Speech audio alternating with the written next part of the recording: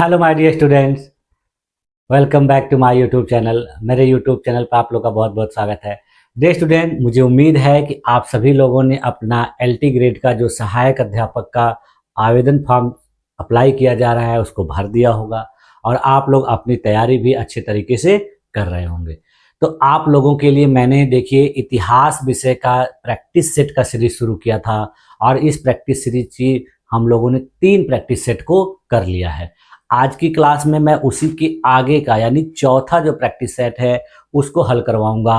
और जैसा कि मैंने आप लोग को पहली क्लास में बताया था कि ये जो इतिहास विषय का प्रैक्टिस सेट आप लोगों के लिए करवाया जा रहा है, ये इतिहास विषय के ऐसे प्रश्न हैं जो आपके किसी न किसी परीक्षा में पूछे गए हैं और ये प्रश्न आपके टीजीटी के लिए, पीजीटी के लिए और एलटी ग्रेड की परीक्षा के लिए उपयोगी होंगे।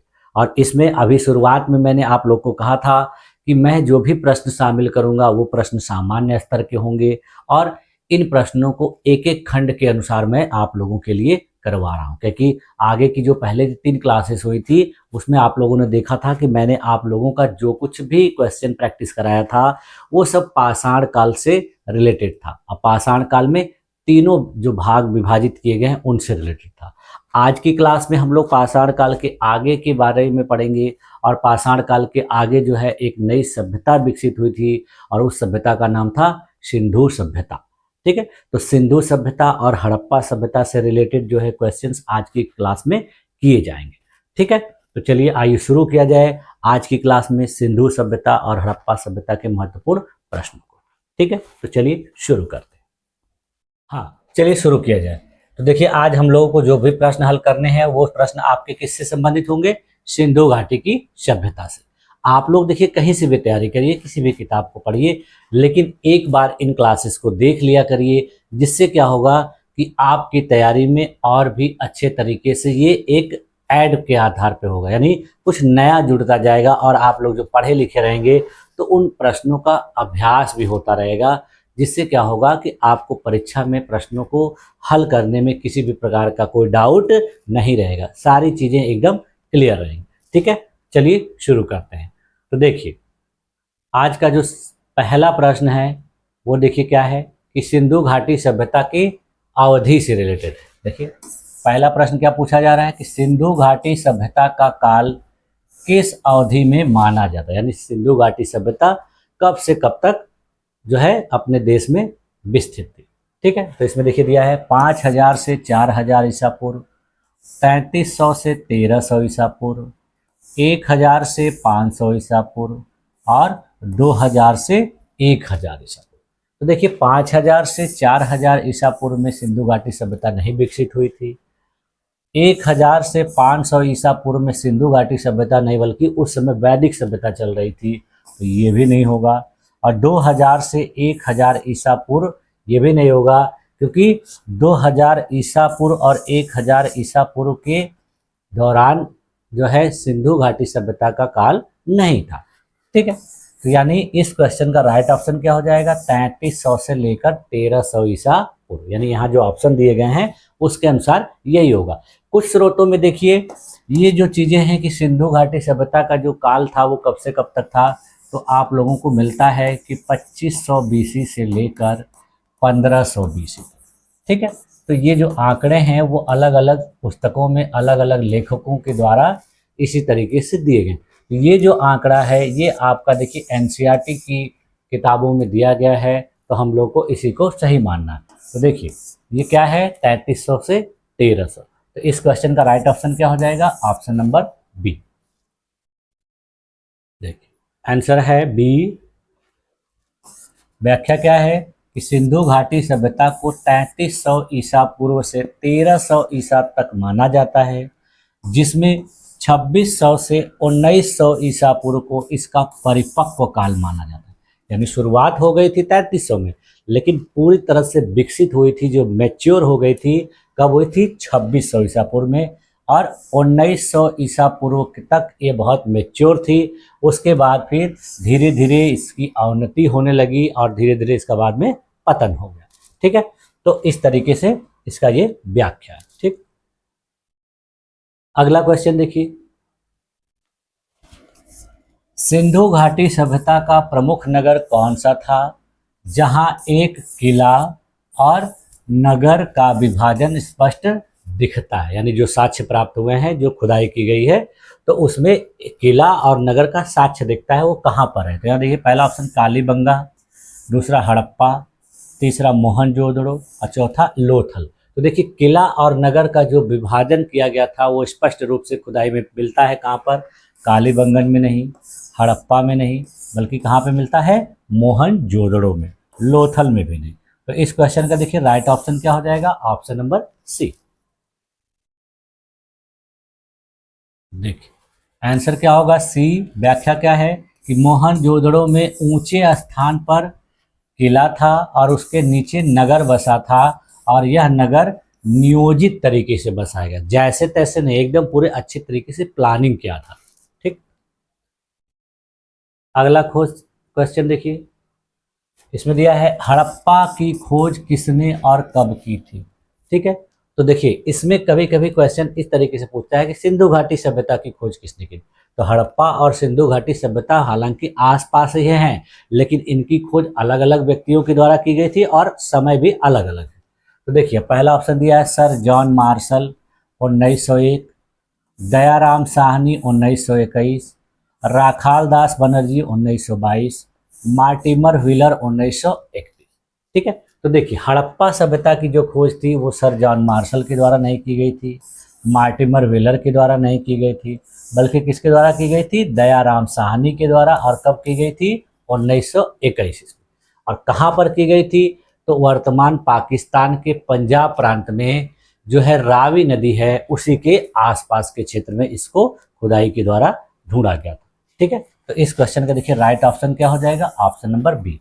जबकि राखाल दास बनर्जी जो हैं वो सिंधु घाटी सभ्यता की खोज उन्होंने की थी और 1 साल के बाद की। ठीक है, तो देखिए इसका राइट आंसर क्या हो जाएगा? आंसर बी होगा। व्याख्या क्या है कि 1921 में दयाराम साहनी ने पंजाब यानी वर्तमान पाकिस्तान में स्थित हड़प्पा की खोज की थी। ठीक है, अगला क्वेश्चन देखिए क्या है, मोहनजोदड़ो का अर्थ क्या है। तो यहाँ ऑप्शन दिया देखिए, मृतकों की नगरी, ईंटों का नगर, जल नगरी, देवताओं का नगर।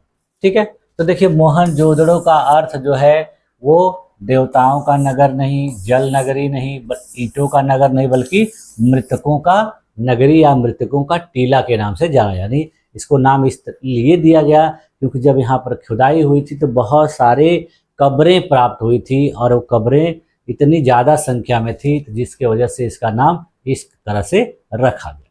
ठीक है, तो इस क्वेश्चन का देखिए राइट आंसर क्या हो जाएगा? Option number A. देखिए आंसर ए है। व्याख्या क्या है कि मोहनजोदड़ो सिंधी भाषा का शब्द है जिसका अर्थ होता है मृतकों का टीला या मृतकों की नगरी। ठीक है, यानी सिंध भाषा में इसको इस नाम से बोला जाता है। अगला क्वेश्चन देखिए, सिंधु घाटी सभ्यता की लिपि किस प्रकार की है। ठीक है, जैसे बहुत से ऐसे स्टूडेंट होंगे जिनको इनका आंसर पता होगा, तो अपने दिमाग में इस क्वेश्चन का आंसर वो सोच लिया करें और जब मैं आंसर बताया करूं तो उससे वो मैच कर लिया करें, जिससे क्या होगा उनका आंसर जो है वो क्लियर हो जाएगा। तो देखिए यहाँ दिया है ब्राह्मी, देवनागरी, चित्रलिपि और खरोष्ठी लिपि। तो देखिए सिंधु घाटी सभ्यता की जो लिपि थी उसको आज तक पढ़ा नहीं गया है, तो विद्वानों ने उसको खोजा है लेकिन उसका अर्थ नहीं निकाल पाए। अगर ब्राह्मी में होती तो निकाल लेते, यानी ये भी नहीं है। देवनागरी में होती तो भी अर्थ निकाला जा सकता था, खरोष्ठी में होती तो भी निकाला जा सकता था, लेकिन ये चित्रलिपि में है तो कौन से चित्र का क्या अर्थ है विद्वान सही तरीके समझ नहीं पाते। इसीलिए देखियो इसको आद्य ऐतिहासिक काल में रखा जाता है। ठीक है, आप लोगों ने देखा होगा, पढ़ा होगा, मैंने बताया था आप लोग को कि इतिहास को 3 भागों में बांट के पढ़ा जाता है भारत के इतिहास को। एक है प्रागैतिहासिक काल, दूसरा है आद्य ऐतिहासिक काल और तीसरा है ऐतिहासिक काल। तो प्रागैतिहासिक का मतलब कि जिसके बारे में किसी भी प्रकार का कोई लिखित साक्ष्य नहीं मिला है। आद्य ऐतिहासिक का मतलब लिखित साक्ष्य मिला तो है लेकिन वो सही तरीके से अभी उसको पढ़ा नहीं जा सका, इसलिए उसके बारे में जानकारी जो है आधी अधूरी है। और ऐतिहासिक काल का मतलब जिसके बारे में सही तरीके से लिखित साक्ष्य प्राप्त हुए। ठीक है, तो इस क्वेश्चन का देखिए राइट ऑप्शन क्या हो जाएगा, ऑप्शन नंबर सी। ठीक है, यानी चित्रलिपि। देखिए इसका आपका सही उत्तर क्या है, सी। व्याख्या क्या है कि सिंधु सभ्यता की लिपि चित्रों यानी पिक्टोग्राफिक पर आधारित थी और आज तक पूरी तरह से पढ़ी नहीं जा सकी। ठीक, अगला क्वेश्चन देखिए, सिंधु घाटी के लोग किस धातु से परिचित नहीं थे। ठीक है, यानी सिंधु घाटी के दौरान जब वो सभ्यता विकसित थी तो किस धातु के बारे में वहां के लोगों को नहीं पता था।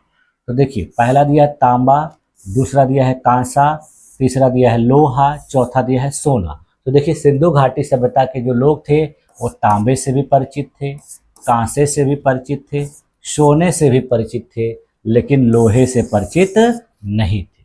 लोहे के बारे में अपने देश में लोगों को पता कब चला था, वैदिक काल में। ठीक है, तो यानी इस क्वेश्चन का राइट ऑप्शन क्या हो जाएगा, ऑप्शन नंबर सी, यानी लोहे के बारे में उनको पता नहीं था। ठीक है, तो इस क्वेश्चन का राइट ऑप्शन सी। ठीक है, देखिए आंसर क्या है, सी है। व्याख्या क्या है कि सिंधु सभ्यता के लोग तांबा, कांसा, सोना, चांदी से परिचित तो थे, लेकिन लोहे का प्रयोग वो करना नहीं जानते। ठीक, अगला क्वेश्चन देखिए, इसमें क्या पूछा जा रहा है कि सिंधु सभ्यता के लोग किस धर्म के मंदिर निर्माण से संबंधित नहीं थे। यानी यहाँ पर लिखा जाना चाहिए था कि किस प्रकार की धार्मिक चीज़ों से संबंधित नहीं थे। तो यहाँ पर देखिए दिया है मूर्ति पूजा, विशाल मंदिर, अग्निकुंड, लिंग पूजा। तो जो सिंधु घाटी सभ्यता के लोग थे वो धार्मिक क्रियाकलापों में देखिए मूर्ति पूजा भी करते थे, क्योंकि वहाँ पर बहुत सारी मूर्तियाँ मिली हैं, योगी की मूर्ति, अर्धनारी महिला की मूर्ति, अग्निकुंड भी मिला है, लिंग पूजन भी करते थे। सिंधु घाटी सभ्यता में किसी भी प्रकार का कोई बड़ा मंदिर, विशाल मंदिर नहीं मिला है। तो यानी इस क्वेश्चन का राइट ऑप्शन क्या हो जाएगा, ऑप्शन नंबर बी। बाकी ये सब चीजें जो है, क्योंकि यहाँ पर पूछ रहा है किससे संबंधित नहीं थे, तो यहाँ विशाल मंदिर का कोई साक्ष्य नहीं मिला।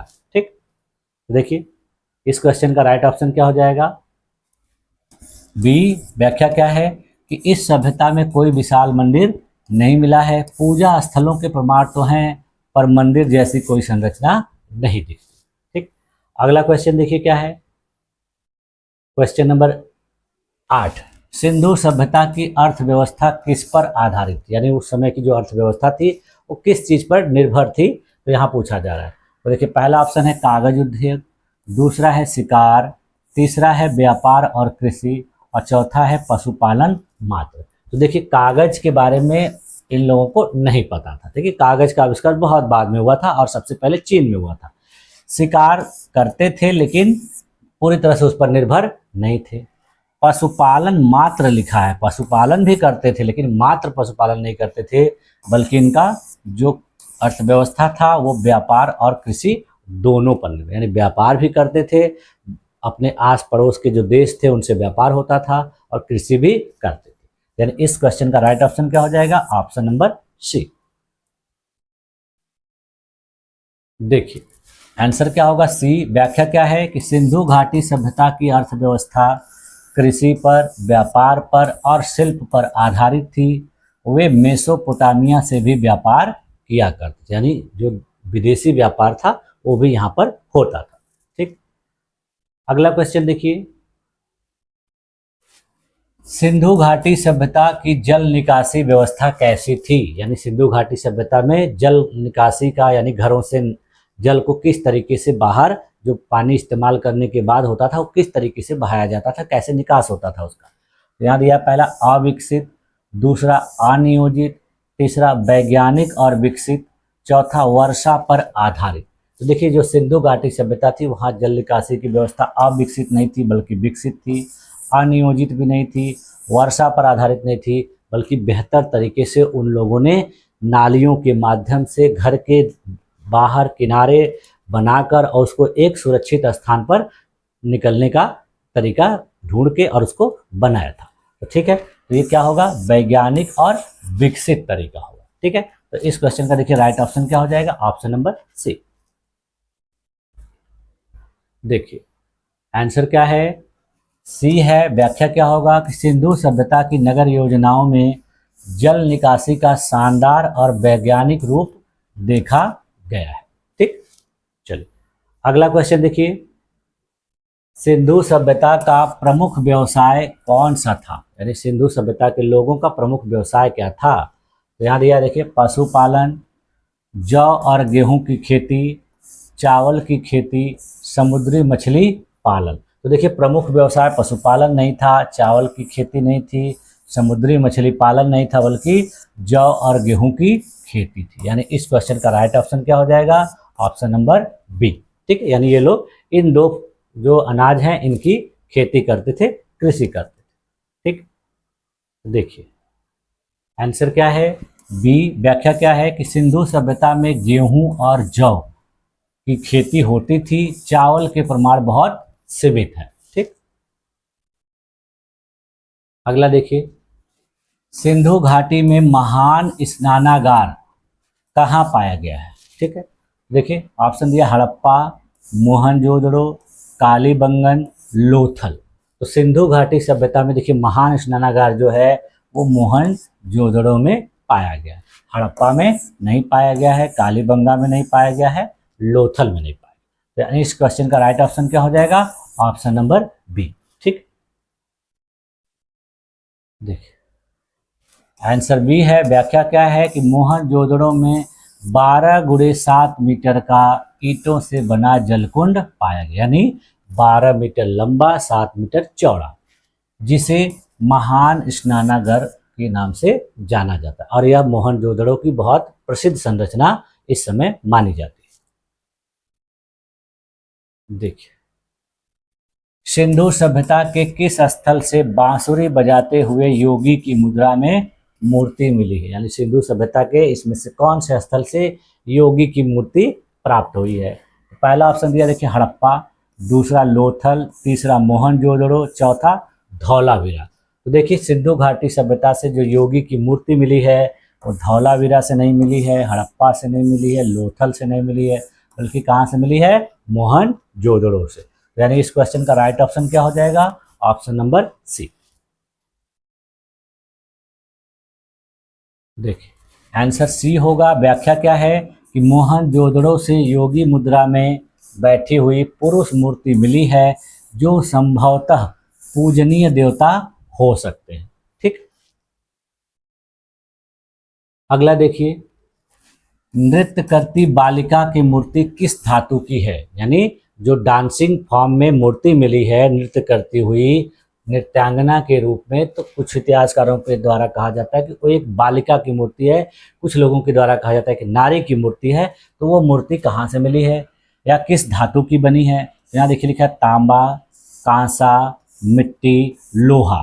तो देखिए लोहे के बारे में तो उन लोगों को पता ही नहीं था, मिट्टी का जो मूर्ति था वहाँ बनता था, लेकिन यहाँ पर जो है ये जो नृत्य करती हुई बालिका की मूर्ति है वो तांबे की नहीं बल्कि कांसे की बनी, यानी कांसे की नृत्य करती हुई प्रतिमा मूर्ति मिली है।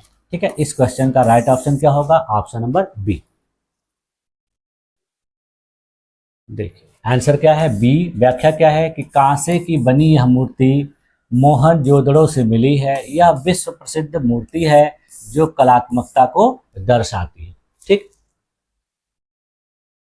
अगला क्वेश्चन देखिए, सिंधु घाटी सभ्यता की मुद्रा प्रणाली कैसी थी।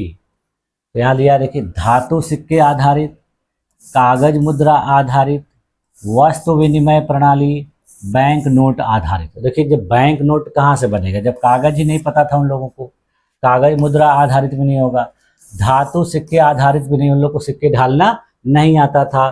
तो वहाँ पर जो प्रणाली विस्तृत थी वो वस्तु विनिमय होता था। वस्तु विनिमय को इंग्लिश में कहा जाता है बार्टर सिस्टम। बार्टर सिस्टम का मतलब होता है कि सामान के बदले सामान, यानी कोई व्यक्ति अगर कोई सामान लेना चाह रहा है तो दूसरे व्यक्ति से वो सामान लेगा और अपना सामान उसको देगा। ठीक है, यानी अदला बदली जैसे गांव में भी होती है, तो उसी तरीके का ये लोग करते थे। यानी इस क्वेश्चन का राइट ऑप्शन क्या हो जाएगा, ऑप्शन नंबर सी।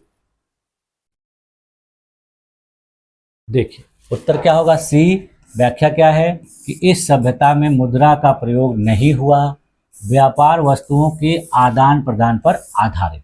ठीक, नेक्स्ट क्वेश्चन लिखिए। देखिए, सिंधु सभ्यता की प्रमुख समुद्री व्यापारिक बस्ती कौन सी थी, यानी समुद्री व्यापार करने के लिए कौन सी बस्ती प्रसिद्ध थी, कहाँ से होता था।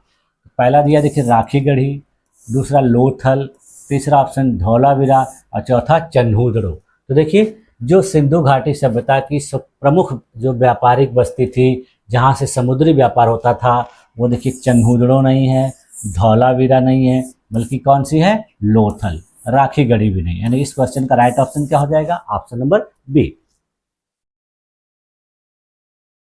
देखिए आंसर क्या है, बी है। व्याख्या क्या है कि लोथल गुजरात में स्थित एक प्रमुख बंदरगाह नगर था जहां गोदी और जल मार्ग के अवशेष मिले। ठीक है, यानी वहां पर गोदीवाड़ा भी मिला है, पोर्ट भी मिला है और जल मार्ग के अवशेष भी मिले। अगला क्वेश्चन देखिए, सिंधु घाटी की सभ्यता किस प्रकार की सभ्यता थी। तो यहाँ दिया ऑप्शन देखिए, ग्रामीण सभ्यता थी, औद्योगिक सभ्यता थी, नगरीय सभ्यता थी, अर्ध ग्रामीण सभ्यता थी। तो देखिए, सिंधु घाटी की सभ्यता जो है अर्ध ग्रामीण या ग्रामीण नहीं थी, औद्योगिक नहीं थी, बल्कि कैसी सभ्यता थी, नगरीय सभ्यता थी। यानी इस क्वेश्चन का राइट ऑप्शन क्या हो जाएगा, ऑप्शन नंबर सी। देखिए आंसर सी है। व्याख्या क्या है कि यह सभ्यता पूरी तरह से नगरीय थी। नगर नियोजन, पक्की सड़कों, जल निकासी की सुव्यवस्था इसका प्रमाण यहाँ पर देती है। खुदाई में सारी चीजें प्राप्त हुई हैं। ठीक, अगला क्वेश्चन देखिए, सिंधु सभ्यता में शवों का निपटान किस विधि से होता था, यानी वहां पर जो लोग मृत होते थे तो उनको मरने के बाद किस तरीके से उनका निपटान किया जाता था, कैसे उनको हटाया जाता था, दूर किया जाता था। तो देखिए यहाँ लिखा है अग्नि संस्कार, जल समाधि, भूमि संस्कार यानी गाड़ना, और चौथा ऑप्शन दिया है छोड़ देना। तो देखिए, अग्नि संस्कार के बारे में उन लोगों को पता ही नहीं था, जल समाधि नहीं देते थे, इसी तरह से नहीं छोड़ देते थे, बल्कि क्या करते थे, उनको जमीन में गड्ढे खोदकर समाधि के रूप में उनको दफना देते थे। ठीक है, तो उनको गाड़ देते थे, यानी इसका राइट ऑप्शन क्या हो जाएगा, ऑप्शन नंबर सी। इसीलिए देखिए विभिन्न प्रकार की समाधियां वहां पर मिली हैं और बहुत ज्यादा समाधियां मोहनजोदड़ो में मिली हैं, जिसकी वजह से उसका नाम भी रख दिया गया मृतकों का टेला। ठीक, तो देखिए आंसर क्या है, सी। यहाँ पर मृतकों को भूमि संस्कार द्वारा दफनाया जाता था। कहीं कहीं द्वितीयक दफन भी पाया गया, यानी कहीं कहीं एक साथ दो दो लोगों को भी दफना दिया गया है। ठीक है, अगला देखिए, यहाँ दिया है कि सिंधु घाटी के किस स्थल से चावल के प्रमाण मिले हैं। ठीक है, तो यहाँ देखिए दिया लोथल, हड़प्पा, रंगपुर, मोहनजोदड़ो। तो यहाँ पर जो भी स्थल दिए गए हैं, इन स्थलों में देखिए मोहनजोदड़ो से नहीं मिला है, लोथल से नहीं मिला है, हड़प्पा से नहीं मिला है, बल्कि रंगपुर से चावल के प्रमाण मिले। तो इस क्वेश्चन का राइट ऑप्शन क्या हो जाएगा, ऑप्शन नंबर सी। देखिए आंसर सी है। व्याख्या क्या है कि रंगपुर गुजरात से चावल के प्रमाण मिले हैं। हालांकि गेहूं और जौ जो है मुख्य फसलें उस काल की थी, लेकिन चावल के प्रमाण रंगपुर से मिले हैं। ठीक, अगला क्वेश्चन देखिए, सिंधु घाटी सभ्यता में लोग किस देवता की आराधना करते थे। यहाँ देखिए ऑप्शन दिया इंद्र की, अग्नि की, पशुपति शिव की, विष्णु की। देखिए इंद्र और अग्नि जो है वो वैदिक काल के देवता थे। विष्णु के बारे में जो है गुप्त काल के लोगों के द्वारा जो है प्रमाण मिला है कि पूजा किया जाता था। पशुपति शिव की प्रतिमा जो मिली है योगी के रूप में, उसकी पूजा इस काल के लोग करते थे। यानी इस क्वेश्चन का राइट ऑप्शन क्या हो जाएगा, ऑप्शन नंबर सी। देखिए आंसर क्या है, सी है। व्याख्या क्या है कि एक मुद्रा में एक 3 मुखों वाला पुरुष दिखाया गया है जिसके चारों ओर पशु हैं। इसे पशुपति महादेव का प्रारंभिक रूप माना गया। ठीक है, इनके दोनों तरफ गैंडा, हाथी, शेर और पांव के नीचे हिरन दिखाए गए हैं, तो कहा जाता है कि ये पशुपति महादेव हैं। ठीक, अगला क्वेश्चन देखिए क्या है, निम्न में से कौन सा स्थल भारत में स्थित नहीं है। यानी यहाँ पर जो स्थल दिए गए हैं उन स्थलों में से कौन सा भारत में स्थित नहीं है। तो देखिए पहला दिया है कालीबंगन, दूसरा लोथल, तीसरा मोहनजोदड़ो और चौथा धौलावीरा। तो देखिए इन स्थलों में कालीबंगा जो है भारत में स्थित है, यानी ये कहाँ पर है, राजस्थान में। लोथल भी भारत में स्थित है, गुजरात में। धौलावीरा भी देखिए गुजरात में स्थित है। इसमें से जो मोहनजोदड़ो है वो भारत में स्थित नहीं है, बल्कि कहाँ पर है, वर्तमान पाकिस्तान के सिंध प्रांत में। ठीक है, तो ये देखिए मोहनजोदड़ो जो है इसका राइट ऑप्शन हो जाएगा। ठीक है, यहाँ पूछा है कौन सा स्थल भारत में स्थित नहीं है, तो ये मोहनजोदड़ो जो है भारत में नहीं है, ये वर्तमान पाकिस्तान में है। ठीक है, देखिए आंसर सी है। व्याख्या क्या है कि मोहनजोदड़ो वर्तमान में पाकिस्तान के सिंध प्रांत में स्थित। ठीक, अगला क्वेश्चन देखिए, सिंधु सभ्यता के किस स्थल से ऊंट के अवशेष मिले हैं। ठीक है, यानी ऊंट के बारे में जानकारी कहाँ से मिली है। यहाँ दिया है ऑप्शन मोहनजोदड़ो, कालीबंगन, लोथल, हड़प्पा। देखिए हड़प्पा से नहीं मिली है, लोथल से नहीं मिली है, मोहनजोदड़ो से नहीं मिली है, बल्कि ऊंट के बारे में जानकारी कहाँ से मिली है, कालीबंगन से। और कालीबंगा कहाँ पर है, राजस्थान में। यानी इस क्वेश्चन का राइट ऑप्शन क्या हो जाएगा, ऑप्शन नंबर बी। ठीक, देखिए आंसर बी। व्याख्या क्या है कि कालीबंगन राजस्थान से ऊंट के अस्थि अवशेष मिले हैं, जो इस बात के प्रमाण हैं कि यह पशु इस क्षेत्र में पाया जाता था। ठीक, चलिए अगला क्वेश्चन देखिए, हड़प्पा वासियों ने किस वस्त्र का प्रयोग अधिक किया। यानी हड़प्पा के जो लोग थे वो किस वस्त्र को पहनते थे, किस चीज से बने वस्त्र थे। याद दिया देखें, सूती वस्त्र, ऊनी वस्त्र, रेशमी वस्त्र या चमड़े की वस्त्र। तो देखिए उस समय के लोग जो थे वो चमड़े के वस्त्र नहीं, बल्कि उनको वस्त्र के बारे में जानकारी अब हो गई थी। ये पाषाण काल के लोग जो थे वो चमड़े के वस्त्र पहनते थे। रेशमी वस्त्र नहीं पहनते थे, इनको इसके बारे में जानकारी नहीं थी। ऊनी वस्त्र भी नहीं पहनते थे, बल्कि लोग किस प्रकार के वस्त्र पहनते थे, सूती वस्त्र पहनते थे। ठीक है, तो इस क्वेश्चन का राइट ऑप्शन क्या हो जाएगा, ऑप्शन नंबर ए। ठीक, देखिए आंसर क्या होगा, ए होगा। व्याख्या क्या है कि हड़प्पा से मिले धागों के अवशेषों से यह प्रमाणित होता है कि लोग सूती वस्त्र पहनते, यानी वहां पर जब खुदाई हुई तो धागों के अवशेष प्राप्त हुए हैं, और वो धागे कैसे हैं, सूती हैं। तो इसी से विद्वानों के द्वारा अनुमान लगाया गया कि यहाँ के लोग इन्हीं सूती वस्त्रों को पहनते थे और प्रयोग करते थे। देखिए अगला क्वेश्चन देखिए, किस स्थल से सिंधु सभ्यता का सबसे बड़ा और नियोजित नगर मिला है। यानी कहा जा रहा है कि इनमें से कौन सा ऐसा स्थान है जहां से सिंधु सभ्यता का सबसे बड़ा और नियोजित यानी बेहतर तरीके से प्लान किया गया नगर मिला है। यहाँ देखिए दिया, पहला लोथल, दूसरा मोहनजोदड़ो, तीसरा धौलावीरा और चौथा राखीगढ़ी। तो देखिए यहाँ पर जो सिंधु सभ्यता का सबसे बड़ा और नियोजित नगर मिला है वो लोथल से नहीं मिला है, मोहनजोदड़ो से नहीं मिला है, धौलावीरा से नहीं मिला, बल्कि राखीगढ़ी से मिला। ठीक है, यानी इस क्वेश्चन का राइट ऑप्शन क्या हो जाएगा, ऑप्शन नंबर डी। देखिए आंसर डी है। व्याख्या क्या है कि हरियाणा में स्थित जो राखीगढ़ी है वो सिंधु सभ्यता का सबसे बड़ा स्थल माना जाता है, जिसका क्षेत्रफल लगभग 550 हेक्टेयर था। ठीक, अगला क्वेश्चन देखिए, सिंधु सभ्यता के लोगों ने किस धातु का सर्वाधिक उपयोग किया। यहाँ देखिए तांबा, लोहा, सोना, टिन। टिन का नहीं, सोने के बारे में जानकारी थी लेकिन सर्वाधिक उपयोग नहीं होता था। लोहे के बारे में जानकारी नहीं थी। तांबे का उपयोग वहां के लोगों के द्वारा ज्यादा किया जाता था। यानी इस क्वेश्चन का राइट ऑप्शन क्या हो जाएगा, ऑप्शन नंबर ए। देखिए आंसर ए है। व्याख्या क्या है कि तांबा सबसे अधिक उपयोग में लाई जाने वाली धातु थी। इससे वो लोग औजार बनाते थे, मूर्तियां इत्यादि बनाते थे। ठीक, अगला क्वेश्चन देखिए, सिंधु सभ्यता के किस स्थल से 2 गुना कक्ष विभाजन वाला भवन मिला है। यहाँ देखिए ऑप्शन दिया है मोहनजोदड़ो, धौलावीरा, हड़प्पा, कालीबंगन। तो देखिए सिंधु घाटी के किस स्थल से 2 गुना कक्ष विभाजन मिला है, तो मोहनजोदड़ो से नहीं, कालीबंगन से नहीं, हड़प्पा से नहीं, बल्कि धौलावीरा से मिला।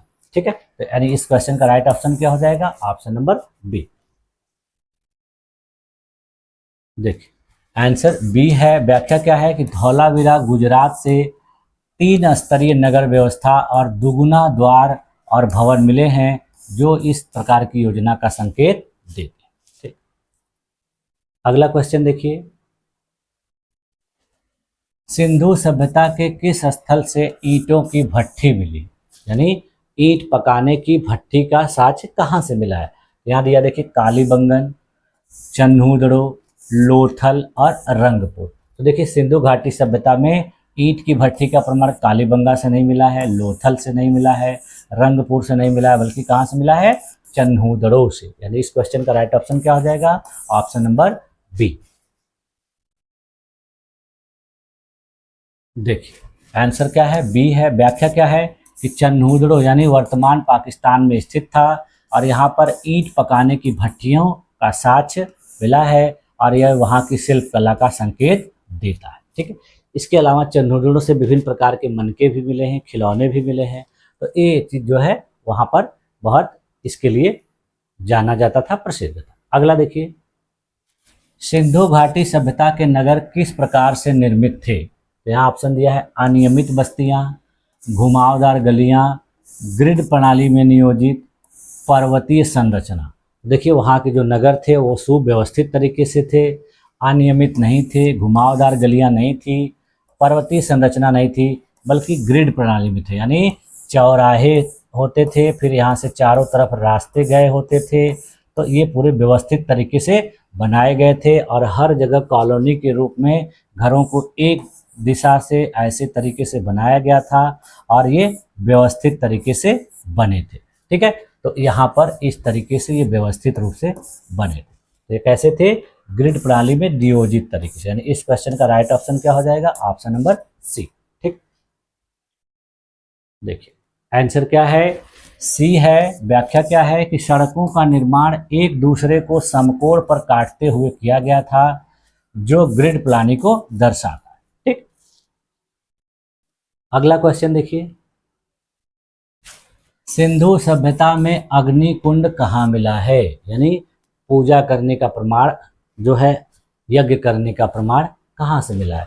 यहाँ देख रहिए कालीबंगन, लोथल, हड़प्पा, मोहनजोदड़ो। तो देखिए अग्नि कुंड जो है मोहनजोदड़ो में नहीं मिला है, हड़प्पा में नहीं मिला है, लोथल में नहीं मिला, बल्कि कहाँ पर मिला है, कालीबंगन से। ठीक है। तो यानी इस क्वेश्चन का राइट ऑप्शन क्या हो जाएगा, ऑप्शन नंबर ए। देखिए आंसर ए है। व्याख्या क्या है कि राजस्थान के कालीबंगन से अग्निवेदी और हवन कुंड जैसे धार्मिक संरचनाएं प्राप्त हुई। यानी अग्निवेदी भी मिली है और हवन कुंड भी मिला। अगला क्वेश्चन देखिए, सिंधु सभ्यता के पतन का प्रमुख कारण क्या माना जाता है, यानी सिंधु सभ्यता का पतन कैसे हुआ था। तो यहाँ देखिए पहला ऑप्शन दिया विदेशी आक्रमण, दूसरा जलवायु परिवर्तन, तीसरा दिया नदियों का मार्ग परिवर्तन और चौथा दिया है उपरोक्त सभी। तो देखिए अनेक अनेक विद्वानों के द्वारा सिंधु सभ्यता के पतन के अलग अलग कारण दिए गए हैं। कोई कहता है जलवायु परिवर्तन की वजह से हुआ है, कोई कहता है बाढ़ आने की वजह से हुआ है, कोई कहता है आर्यों के आक्रमण की वजह से हुआ है। तो इन सब कारणों में देखिए जो है सभी कारण सही हैं। इसका मतलब क्या है कि उपरोक्त सभी, यानी इस क्वेश्चन का राइट ऑप्शन क्या हो जाएगा, ऑप्शन नंबर डी। देखिए आंसर क्या है, डी है। व्याख्या क्या है कि इस सभ्यता के पतन के लिए कई सिद्धांत दिए गए हैं, जैसे नदियों का मार्ग बदलना, सूखा, विदेशी आक्रमण, सामाजिक अव्यवस्था। तो इन सारे कारणों की वजह से जो सिंधु सभ्यता थी वो पतन हो गया उसका और वो नष्ट हो गई। ठीक। अगला क्वेश्चन देखिए,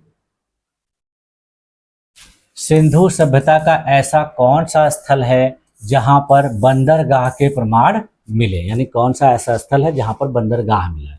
ठीक है। तो देखिए पहला ऑप्शन है हड़प्पा, दूसरा है धौलावीरा, तीसरा है लोथल और चौथा है कालीबंगा। तो देखिए सिंधु घाटी का एक ऐसा स्थल है जहां पर बंदरगाह का, पोर्ट का, गोदीवाड़ा का साक्ष्य मिला है। वो स्थल देखिए हड़प्पा नहीं है, धौलावीरा नहीं है, कालीबंगा नहीं, बल्कि लोथल है। ठीक है। तो इस क्वेश्चन का राइट ऑप्शन क्या हो जाएगा, ऑप्शन नंबर सी। तो आज की क्लास में देखिए यही 30 प्रश्नों को हम लोगों को अध्ययन करना था। ठीक है। आगे की क्लास में इसके आगे के जो प्रश्न हैं उनका अध्ययन करेंगे। तो देखिए इसका आंसर क्या है, सी है। और इसका व्याख्या क्या है कि गुजरात स्थित लोथल से एक प्राचीन गोदी यानी डॉकयार्ड के प्रमाण मिले हैं। जो इसे एक व्यापारिक बंदरगाह सिद्ध करता। ठीक है, इसके द्वारा ही लोगों को पता चलता है, विद्वानों को पता चलता है कि यहाँ से व्यापार किया जाता था। ठीक है, तो मुझे उम्मीद है आप लोगों को ये सारे जो प्रश्न हैं व्याख्या के साथ कराए गए हैं, ये पसंद आए होंगे, समझ में आ गए होंगे, और बहुत से लोगों को लग रहा होगा कि ये बहुत आसान प्रश्न है। तो उन लोगों को लग रहा होगा जिन लोगों ने कई बार पढ़ा है, लेकिन ज़्यादातर बहुत से लोग जो होते हैं तो वो पढ़े नहीं होते हैं। तो इन सारी चीज़ों को एक बार जब अपने किसी किताब में पढ़ेंगे और उसका प्रश्नों के माध्यम से प्रैक्टिस करेंगे तो उनके लिए चीज़ें आसान हो जाएंगी। ठीक है, तो आप लोगों ने मेरी इस क्लास में अपने आप को इतनी देर तक इतने धैर्यपूर्वक बनाए रखा, इसके लिए आप लोग का बहुत बहुत धन्यवाद। मिलते हैं नेक्स्ट क्लास में, तब तक के लिए थैंक यू।